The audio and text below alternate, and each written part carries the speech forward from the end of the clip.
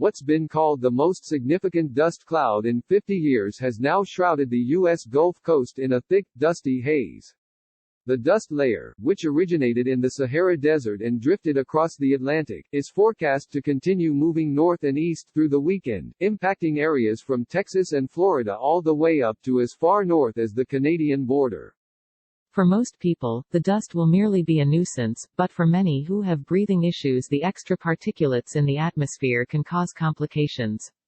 The timing couldn't be much worse, considering that a recent Harvard study shows that long-term exposure to fine particles of pollution in the air, much like dust, may be linked to higher rates of hospitalization and death due to COVID-19.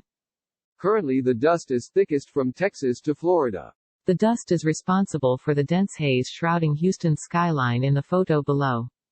Most of the dust layer exists far above the surface, mostly between a few thousand feet above the surface to about 15,000 to 20,000 feet up.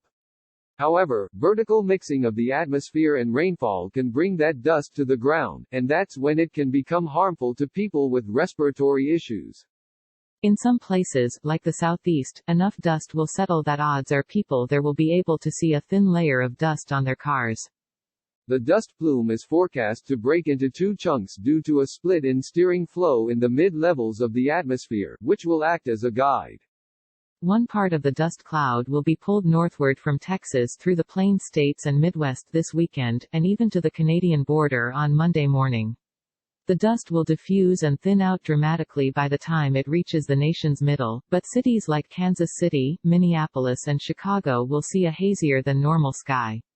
The dust in the atmosphere will also make for some especially vivid sunrises and sunsets. The other batch of dust will be thicker and linger in the south, impacting Texas and areas eastward and northeastward into the Tennessee Valley, the Carolinas and Florida.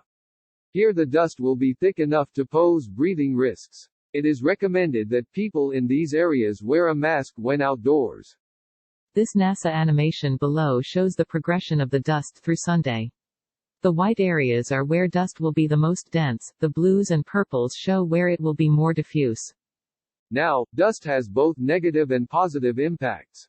On the positive side, for millions of years dust has been transported by the east to west trade winds from Africa across the Caribbean to Florida, supplying much of the soil, and nutrients in the soil, for growth of vegetation.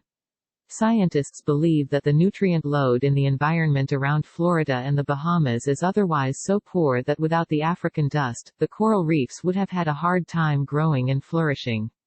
Dust plumes also supply much of the nutrients to sustain life in the Amazon rainforest. Naturally, due to the severity of this dust cloud, many are wondering if it has any connection to climate change. The evidence is mixed. As to whether this dramatic dust cloud was made worse by climate change, there is no clear answer yet. But the process of dust cloud formation can lend some clues. Dust forms in the Sahara Desert and on the edge of the more lush Sahel, a narrow transition zone between desert to the north and savanna to the south, in North Africa. There is evidence that these areas have been generally drying out and the desert has been expanding lately due partially to natural cycles and partially to human-caused climate change. As the Earth warms, evaporation of surface water increases, drying out the Sahara and the northern fringe of the Sahel even more. A 2019 study did indeed find that dust transport increased in the last century compared to the last 2,000 years. In the future, the climate models project mixed results in terms of decreased rainfall and increased heavy rain events in the area due to climate change. However, it seems virtually certain that even if there is more rain, it will not be enough to counteract the increased evaporation. Thus, the Sahara and Sahel will likely dry out even more. This would theoretically create more dust. But, on the other hand, a study in 2016 found that the bigger controlling factor for dust clouds may be potential changes in the wind flow.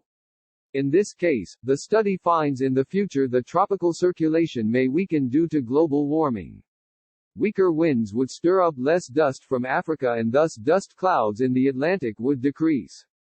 Decreased dust in the tropical Atlantic may mean a warmer ocean, due to less dust blocking the sun. Unless dry dusty air could mean a better chance for hurricanes to form and intensify. But the jury is still out on that. What is clear is that the atmospheric dust plays an important role in our lives, affecting everything from respiratory health to pretty sunsets, and from fertilizing coral reefs and forests to squelching hurricanes. Positive or negative, what this dust cloud episode teaches us, once again, is that everything on Earth is interconnected.